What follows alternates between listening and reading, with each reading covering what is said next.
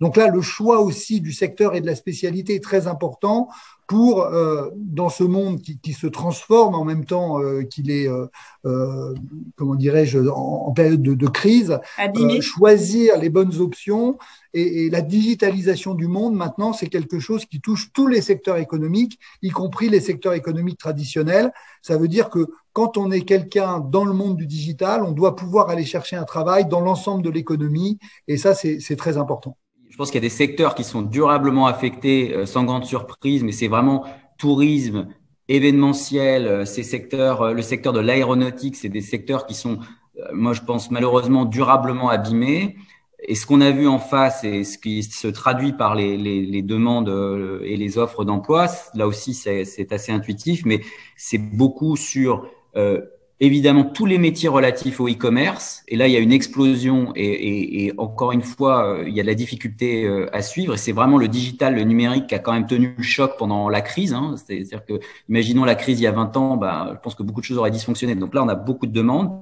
Il va y avoir un énorme sujet sur la logistique et à peu près à tous les étages de la logistique, c'est-à-dire que avec des métiers qui se transforment énormément, hein, c'est-à-dire qu'on a une vision, même je dirais dans l'exécution, on a une vision très tayloriste de ce qui se passe en logistique, mais en réalité, évidemment, c'est extrêmement processé, mais c'est de plus en plus sophistiqué, ça bouge énormément et donc c'est vraiment un secteur qui va durablement se transformer, sur lesquels il y a des demandes importantes.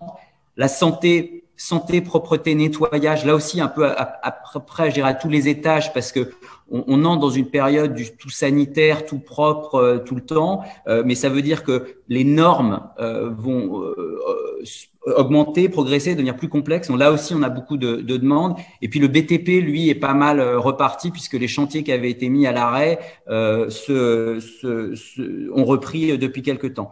Le mec que je rencontre toujours, ils pensent, ils vont là où ça brille.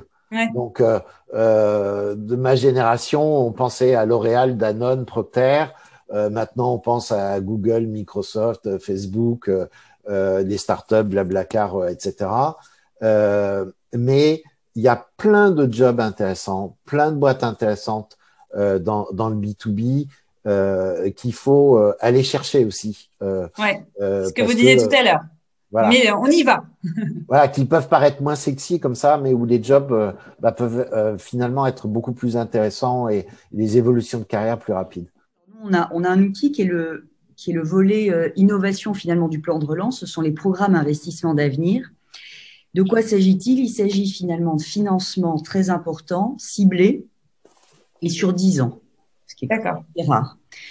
Et donc, l'État, le gouvernement a identifié des secteurs clés qui demain embaucheront, qui déjà nécessitent des embauches et des formations et de la recherche particulière. Et donc, dans ces secteurs clés, on va développer ce que nous, on appelle des stratégies d'accélération, des stratégies d'exploration pour miser sur ces secteurs et développer l'innovation de la recherche et de la formation évidemment. Alors parmi les secteurs, il y en a évidemment un certain nombre, mais on retrouve ce que vous avez cité. Il y a la transition écologique et énergétique avec l'hydrogène, l'économie décarbonée. Il y a la transformation numérique, évidemment, la cybersécurité, le quantique, l'intelligence artificielle. Et puis, il y a aussi la production durable, notamment la production biosourcée, l'alimentation durable, etc.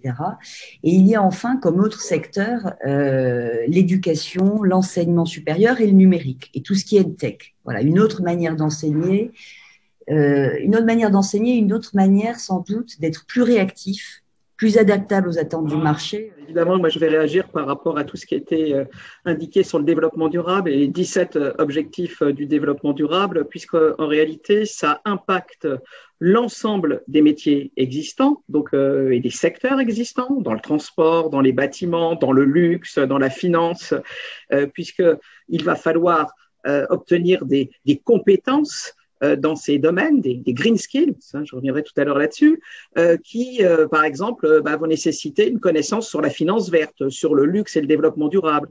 Donc, ce sont des orientations qui vont impacter tous les métiers existants, ce qui signifie qu'il va falloir former bien sûr à ces changements les jeunes dans l'ensemble de nos programmes, mais aussi les personnes qui sont aujourd'hui en situation d'emploi dans ces secteurs. Donc ça relève de la formation continue exécutive dont l'IFG s'occupe au sein du groupe InSecure. Le secteur de la finance dans lequel nous avons énormément d'étudiants qui sont passionnés par ces métiers et qui fonctionnent en termes d'emploi relativement bien et dont on voit, pas seulement depuis la pandémie, un peu avant, une forme de révolution qui est évidemment, pas de surprise, la révolution digitale, puisque les banques sont engagées en partie, les banques, dans cette révolution, mais aussi bien sûr tous les métiers de la finance.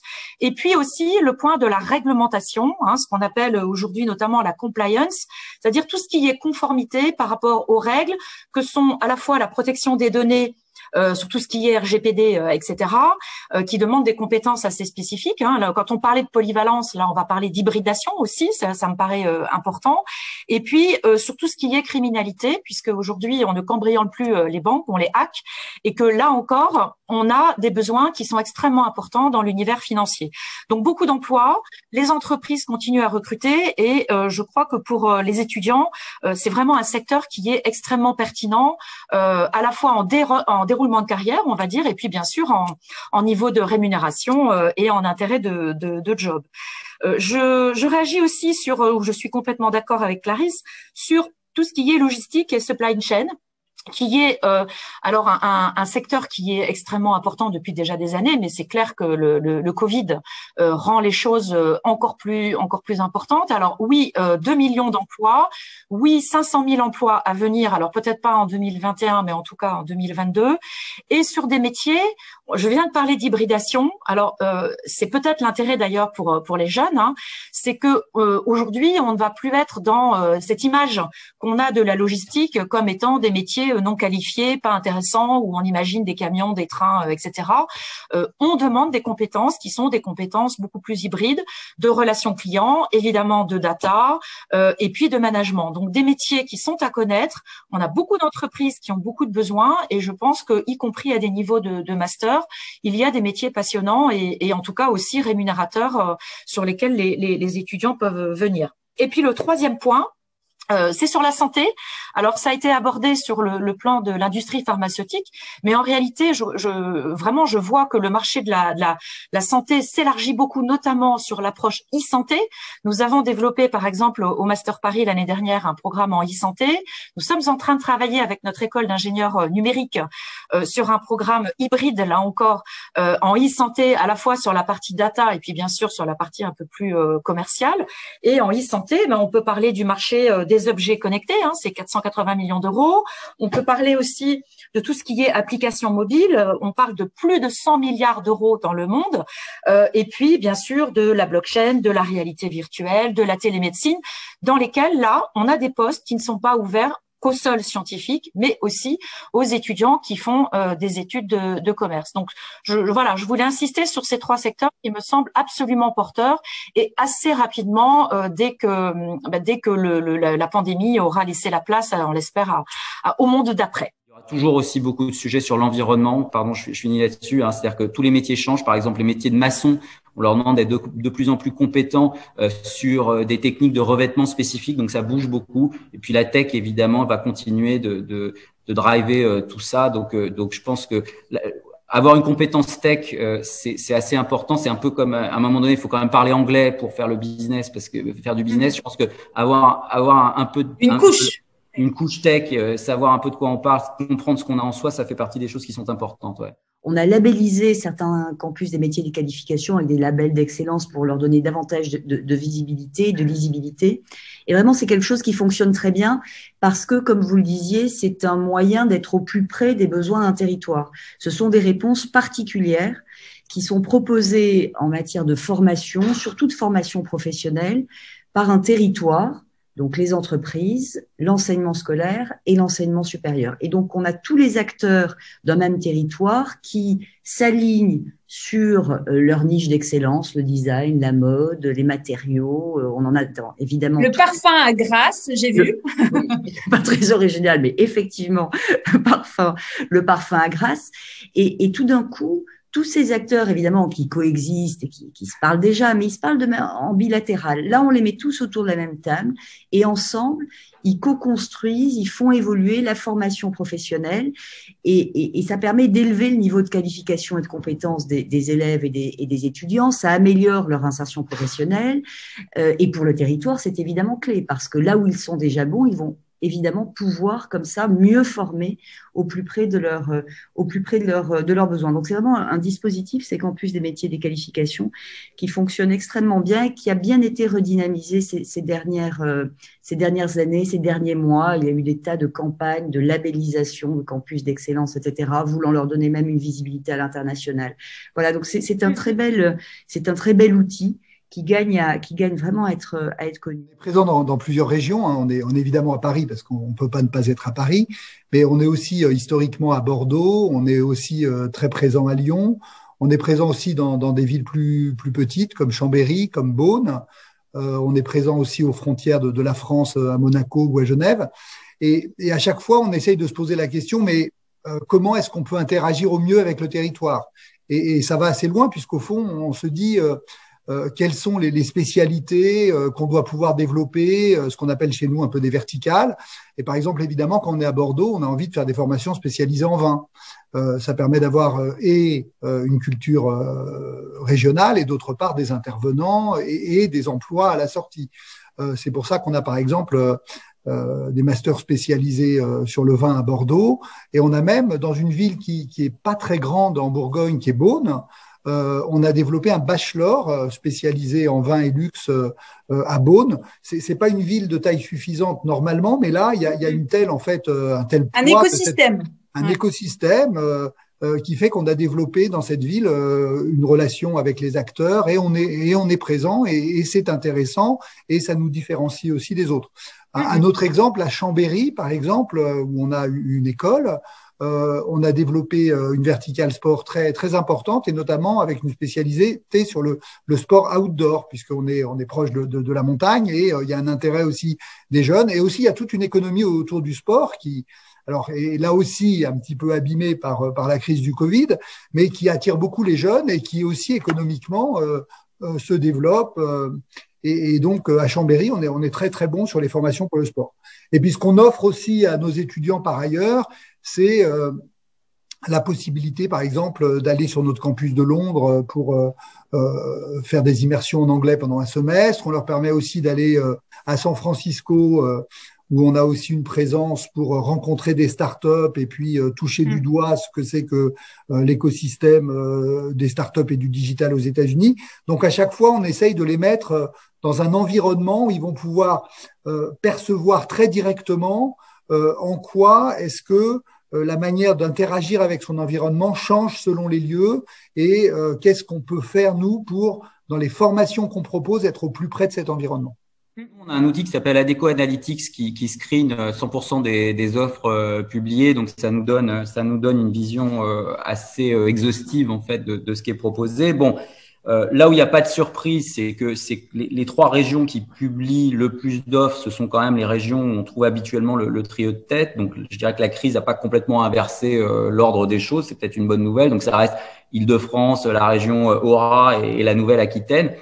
Après, en tendance, nous, on voit des différences qui traduisent en fait ce qu'on se dit sur les secteurs. C'est-à-dire que celles qui ont moins baissé, c'est les Hauts-de-France et la Normandie. Tout le monde a baissé, mais Hauts-de-France et Normandie ont moins baissé. Pourquoi les Hauts-de-France ? Parce que c'est le pays de la logistique. Enfin, il y en a d'autres. Je ne veux pas insulter les autres régions, mais je veux dire, c'est d'ailleurs intéressant parce qu'il y a une renaissance comme ça du Nord à la faveur du e-commerce. Et donc, c'est là qu'on trouve des grosses plateformes logistiques qui continuent de recruter, qui continuent d'avoir des besoins à peu près à tous les niveaux de la hiérarchie. Et puis, je dirais Hauts-de-France et Normandie parce que c'est aussi des endroits où le BTP est bien reparti. Donc là aussi, on a beaucoup d'offres.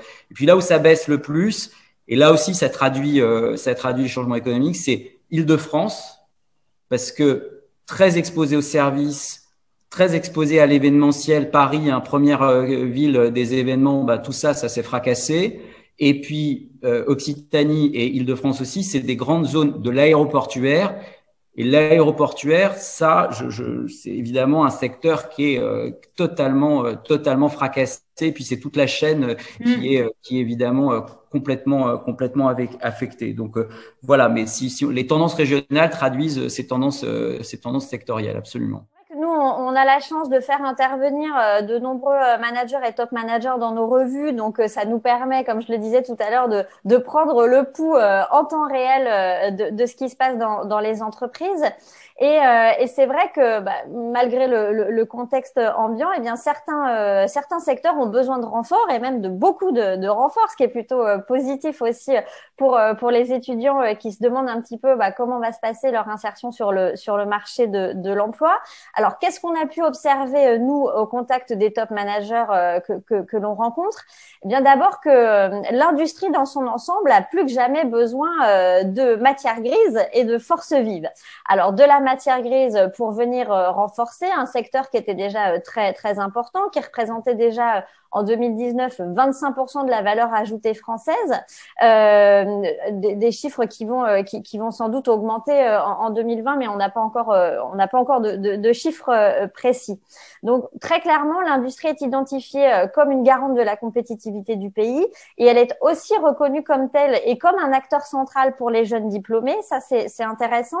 J'en veux pour preuve une étude qui a été menée par Opinionway et Arts et Métiers à la fin du premier confinement, qui montrait que 83% des étudiants pensaient que les entreprises de l'industrie qui étaient mobilisées pendant le confinement ont joué un rôle majeur dans la limitation de l'épidémie. Donc finalement, la crise Covid a redonné ses lettres de noblesse à l'industrie et par là même à la profession d'ingénieur, notamment parce que le grand public et a fortiori les jeunes diplômés se sont rendus compte que les ingénieurs, ils étaient derrière toutes les innovations dont nous avons eu un besoin important, que ce soit en matière de digital, de santé ou d'agroalimentaire.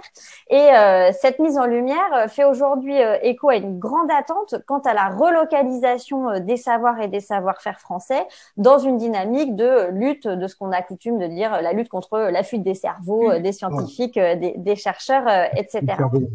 Encore faut-il avoir un cerveau. Exactement. Au-delà de ce constat global sur l'industrie, on a observé la montée en puissance de certains secteurs industriels en particulier. Alors, je pense évidemment au digital sur lequel je vais pas m'attarder car ça a déjà été pas mal abordé au début de la conférence. Et voilà, il est évident que tous les secteurs, sans exception, recherchent aujourd'hui des professionnels du digital. Alors, parmi quelques métiers en tension, on observe des forts besoins en matière de data scientist, de développeurs, d'experts en IoT, en intelligence artificielle ou en cybersécurité, évidemment, qui est devenu un secteur extrêmement important. Un autre secteur industriel qui est lié à tout ça et qui est intéressant à suivre, c'est celui des télécoms. Alors, un secteur dans lequel la France n'avait déjà pas à rougir depuis plusieurs années, puisque toute technologie confondue, notre pays a connu un niveau d'investissement historique en 2019. Alors, on est encore un peu dans le monde d'avant, mais c'était déjà très, très important. Donc, en 2019, les opérateurs ont dépensé plus de 10 milliards d'euros pour améliorer leur infrastructure, ce qui est extrêmement conséquent et ce qui ouvre aussi ceux et celles qui vont se diriger vers ce secteur à des défis technologiques passionnants. Je pense évidemment à la 5G et même à la 6G qu'a annoncé récemment Ericsson. Je suis curieuse de voir ce que ça va donner. La très haute définition, la fibre, les objets connectés, mais aussi des domaines un petit peu plus liés aux usages comme l'accessibilité universelle, le recyclage ou le renouveau du service client par exemple. Alors, parallèlement à ces secteurs voilà, qui sont vraiment dans notre quotidien, avec l'ère post-Covid ou Covid, je sais pas trop comment on dit aujourd'hui. Le monde d'après. Voilà, le monde d'après. Enfin, voilà. Bref, maintenant, on ne peut pas parler en tout cas de l'avenir de l'emploi sans évoquer l'industrie pharmaceutique, les sociétés biotech et medtech. Alors évidemment, beaucoup de débats entourent la course au vaccin et la place de la France dans cette course au vaccin aujourd'hui, mais il faudrait pas pour autant que ça occulte le fait que notre industrie pharmaceutique compte quand même parmi les premiers producteurs européens de médicaments, que la France place son industrie pharmaceutique à la 3e place des exportateurs mondiaux, avec avec un chiffre d'affaires qui dépasse les 50 milliards d'euros et plus de 100 000 emplois, ce qui n'est quand même pas rien. Et dans ce domaine, il y a un secteur auquel les jeunes diplômés peuvent s'intéresser particulièrement parce qu'ils sont en tension, c'est celui de la conception et de la commercialisation de matériel médical devenu éminemment stratégique ces derniers mois, comme on a pu le voir en tout cas au tout début. Il n'y a pas que les médicaments, il y a aussi tout le voilà, il y a aussi matériel tout médical. l'écosystème et le matériel. On sait qu'il y avait eu par exemple beaucoup de soucis sur les respirateurs ou sur les lits de réanimation, etc. Donc là, c'est vraiment quelque chose d'intéressant, à la fois en termes de conception, mais aussi de commercialisation. Donc finalement, il y en a pour tous les profils. La crise a aussi mis en avant un secteur sur lequel on était déjà très bon, mais auquel on ne pense pas toujours parce que voilà, il est un petit peu dans l'ombre. C'est celui de la logistique, qui est vraiment devenu le nerf de la guerre aujourd'hui. Donc la France se positionne très bien déjà sur ce domaine-là, puisqu'on est le 6e marché logistique mondial, on est le 2e en Europe. Le secteur transport et logistique, c'est la 5e activité économique en France en nombre d'emplois. Alors, des emplois qualifiés ou moins qualifiés, bien sûr, mais 1,9 million d'emplois quand même, soit 6% de la population active et près de 150 000 entreprises actrices de ce secteur. Preuve de ce dynamisme, on estime à peu près 500 000 le nombre de postes qui devraient être à pourvoir à l'horizon 2025 dans ce secteur. Donc là encore, des postes qualifiés ou moins qualifiés, mais parmi les plus qualifiés, des profils vont être particulièrement recherchés, comme celui de chargé d'analyse data ou de business analyst. Donc là, on se recoupe un petit peu sur le digital comme tout à l'heure, mais aussi des métiers vraiment sur la logistique, comme coordinateur logistique ou chef de projet logistique, par exemple. Ce qui est intéressant de voir aussi, c'est que ce secteur de la logistique est intimement lié à un autre secteur qui a été très sollicité, c'est celui de l'agroalimentaire. La crise sanitaire a évidemment impacté toute la filière de la fourche à la fourchette, comme on dit aujourd'hui. Donc à la fois en amont avec des impacts sur la production de matières premières, sur la main-d'œuvre, la demande des marchés internationaux et la chaîne logistique donc, mais aussi en aval sur les modes de consommation avec la volonté de consommer plus local, de saison, des achats en circuit court, du fait maison, etc. Donc, on observe vraiment ce retour au commerce de proximité qui va paradoxalement de pair avec une hausse sans précédent du e-commerce à la fois au sein des grandes enseignes de l'agroalimentaire, mais aussi chez les pure players. Et j'ai vu un chiffre qui illustre un peu cette schizophrénie un peu des marchés entre retour aux sources et digitalisation intense. Entre le 22 et le 23 avril 2020, Amazon a connu une hausse des ventes de 18 000% sur les paquets de farine. Alors, j'ai trouvé ça assez révélateur parce que d'un côté, on a un produit hyper première nécessité, produit essentiel qu'on achète d'habitude au coin de la rue et qui incarne vraiment le fait maison, le retour, etc. Et maintenant, on achète ça sur des géants made in USA. Donc, c'est quelque chose quand même à méditer pour celles et ceux qui souhaiteraient se diriger vers ce secteur. Donc, tout un panorama de secteurs industriels très performants, mais qui ne doivent pas pour autant faire oublier l'humain, les ressources humaines, qui sont d'autant plus importantes dans une période mouvementée comme celle que nous traversons aujourd'hui, car tout l'enjeu des entreprises est là aujourd'hui, c'est de ne pas faire rimer cette digitalisation avec déshumanisation, avec un attachement tout particulier aux nouvelles compétences pour accompagner les transitions du monde du travail, la digitalisation des modes de recrutement dont on a parlé un petit peu tout à l'heure, les nouvelles organisations, l'impact sur le management, l'impact du télétravail évidemment, tout ce qui est autour du team building et de la culture d'entreprise, de l'équilibre vie perso, et aussi des risques psychosociaux qui sont de plus en plus prégnants aujourd'hui. Donc on a parlé techno, on a parlé humain. Il faudrait pas oublier la planète dont on parlait déjà tout à l'heure, parce que la crise sanitaire économique n'occulte en rien évidemment les enjeux de la transition écologique, bien au contraire. Toutes les entreprises, tous les secteurs incluent aujourd'hui le développement durable dans leur stratégie, d'où un besoin accru de spécialistes, mais aussi d'une coloration en vert finalement de tous les autres métiers et de tous les secteurs. Alors, certaines normes et législations sont à même d'accélérer le mouvement. Je pense à l'influence de la loi Pacte qui introduit la notion d'entreprise à mission d'utilité sociale. Mais quel que soit finalement son degré d'investissement ou son degré d'avancement finalement dans ce côté green, développement durable, il y a vraiment un écueil à éviter, c'est celui du greenwashing. Les jeunes le disent, ils ne sont pas dupes, ils attendent des entreprises qu'elles passent. Les vieux non plus, hein. Les vieux non plus, mais là on parle plutôt des jeunes et nous c'est vrai que c'est plutôt notre cible. Et donc vraiment ils attendent que les entreprises passent de la parole aux actes, qu'elles fassent peut-être un peu moins, mais en tout cas qu'elles fassent ce qu'elles disent et ce qu'elles avancent. Et pour ça, eux, c'est très important, en tout cas en termes de confiance et de marque employeur dont on parle beaucoup aujourd'hui. Donc voilà, pour conclure, un panorama de secteurs qui, selon les chefs d'entreprise que nous rencontrons, ont aujourd'hui et auront besoin demain de renforts. Mais ils insistent beaucoup sur ce point. Pas n'importe quel renfort.